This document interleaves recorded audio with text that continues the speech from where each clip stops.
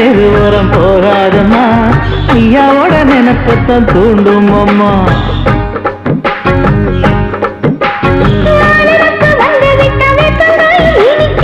நினப்பு போய்விட்டா செங்கரும்பும் கசக்கும். கோபுரத்தை கட்டி வைக்கவா, தலைவன கலக்கம வணங்கிடவா.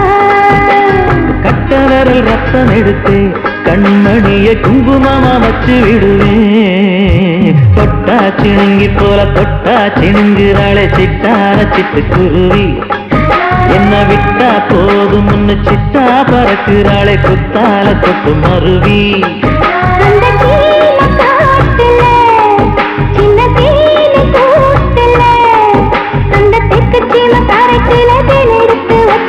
சின்ன பொண்ணு கேட்கவில்லையே.